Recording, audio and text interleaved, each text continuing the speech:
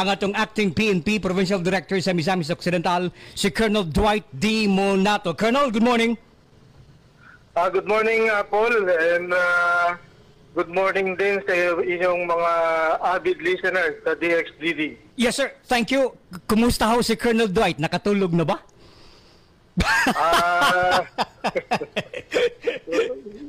We're not taking this lightly, Paul, because, it concerns our governor. Okay. So, we have to take it seriously. Okay, okay nga ho. Colonel, balita ko may case conference kayo. Ano nangyari na doon? Anong update doon so far? As an update, Paul, no? The investigation is still ongoing. We are cooperating with our forensic unit. Kasama natin nag-iimbestiga ito. Yung ating provincial explosives and K9 unit, yung ating CIDG. We have the legal and intelligence component. We also have the investigators of the Clarin police stations. Sama-sama kami na nag-iimbestiga dito sa case na ito so that eventually we can establish yung identity of those persons behind this incident. Sir, sige po, go ahead po. So far, yung mga nakolekta natin ng mga fragments from the blast site have been brought to the forensic laboratory for the chemical analysis.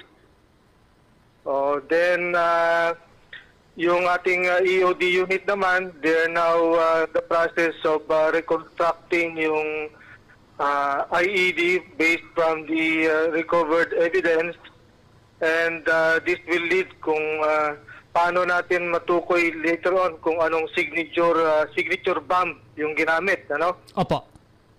So sa ngayon, continuous yung ating pagkalap ng evidence, like taking of statements ng mga testigo around the vicinity. We are coordinating with the establishment na malapit sa lugar doon sa pinangyarihan ng IED explosion. We're reviewing some CCTV footages before, during, and after the incident. And yung mga investigators natin are following lead. But as of now, we cannot disclose yung details so as not to hamper yung investigation na kinakandak natin. In short, may lead na ho kayo dun? Yes, Paul. We have the lead, but as I've said, we cannot disclose it as of now. Yeah, okay. I understand, sir, willfully. Sir, other than the lead, yung motive ika nga behind why nangyari po yun, pwede mong malaman namin? The lead will lead us to the motive. That motive, all right. Okay. Yeah. So we still have to establish or pursue the lead first, so that we can come up with the motive. Okay. So talagang masusing investigation muna yung gagawin natin. Kamusta ho so far yung response ng mga citizen? Di ba may panawagan ho kayo yung with regards to the dashcam, yung sa mga sasakyan? May nag-submit na ba doon? Yes, Paul. We are making a public announcement, no? Encouraging our community members na kung during or before the incident ay napadaan sila doon. Opo. At meron silang mga dashcam. Opo. That would give us additional information that will lead to the identification ng mga suspects in case na mahagip sila nung dashcam ng mga sasakyan. Sir, tama ho ba, pagkaintindi ko, may SITG na binuo?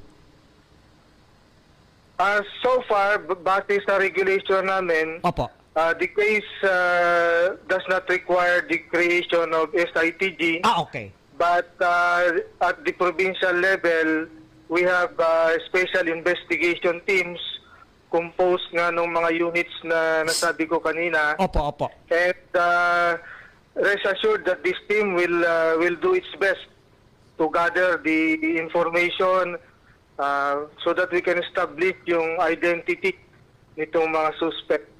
Sir, kunin ko lang po yung reaksyon nyo kasi yung blast site, yung crime scene ika nga, it's just few meters away from the checkpoint. Paano po nangyari ho yun? Yes, that's why we are investigating also yung ating mga personnel if they have some lapses. Opo. Kung how come na malapit yon sa BCP at nangyari ngayon. So we have to really investigate, include them in the conduct of investigation, and probably pag na-establish natin na may mga lapses nila, they will be subject to investigation also. Opo. I was made to understand also, kumbaga, tanang all those areas hinalukay na eh. Mula bang initial finding, ano yung explosive na ginamit? So far, Hindi we pa. can confirm na so far we can confirm na IED talaga. there is IED. There is an explosion. No, the explosion was caused by the IED or yung tinatawag natin na homemade bomb, and the explosion tumama doon sa convoy ni Governor. So the Governor and members of the convoy deserves swift action. Deserves the swift or speedy investigation of the case. Opo.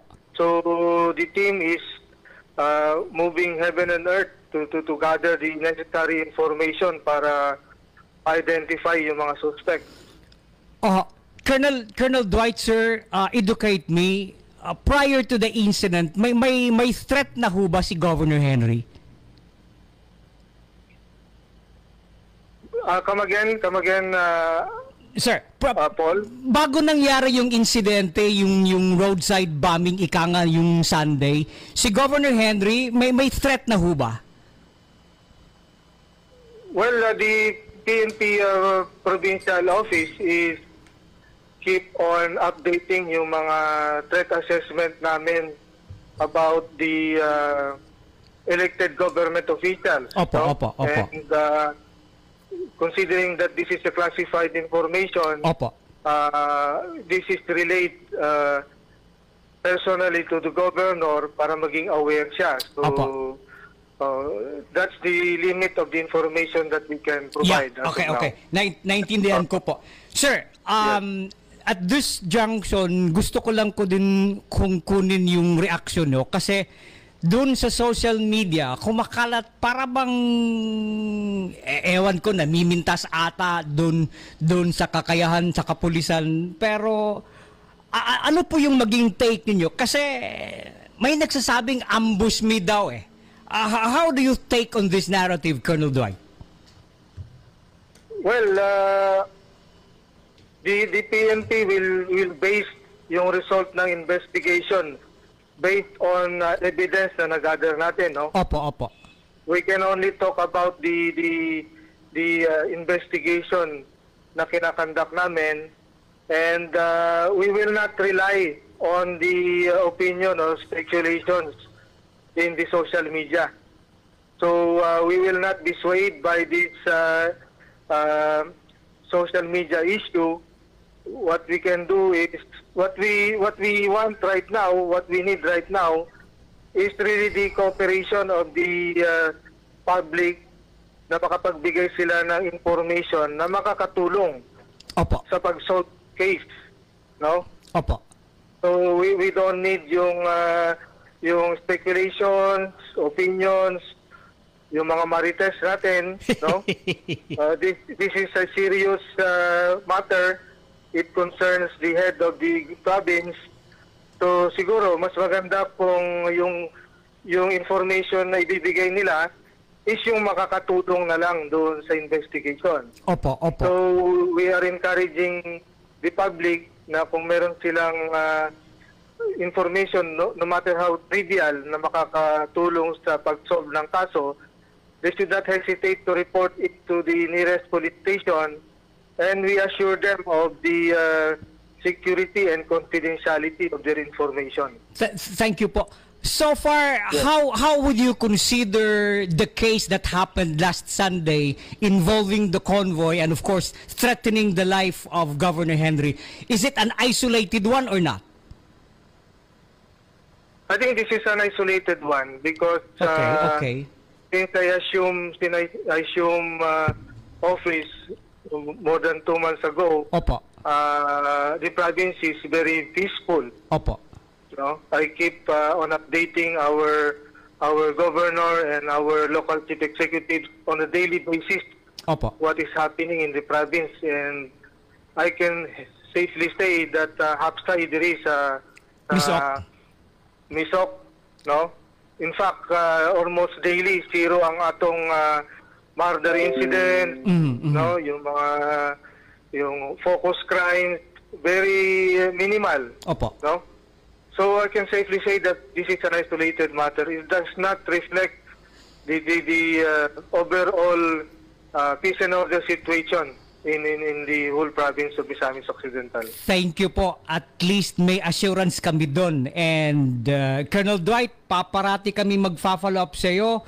At this point, bibigay ko yung pagkakataon, yung mensahe hunyo, panawagan hunyo sa Tiga Misamis Occidental po in relation to the case at hand. Please go ahead, sir. Yes, sir. For all our constituents dito sa Misamis Occidental, we assure you that the provincial office of this PPO is on top of the situation. We are working hard to ensure the swift resolution of this case involving our head of the province, our very supportive governor, and what we can assure you is that we will give you the right information from time to time so that we can all be involved in the solution of this case.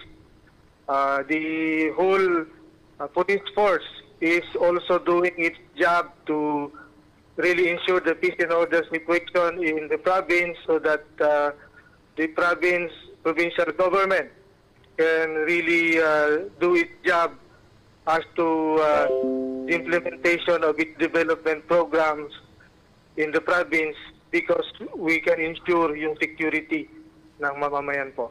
Opo. Colonel Dwight, thank you ho. God bless you, sir. Thank you very much. Ingat po. Thank you, Paul. Thank you. Thank you very much. Anytime. All right. Yes, sir. Thank you. Thank you. Balita Totoo.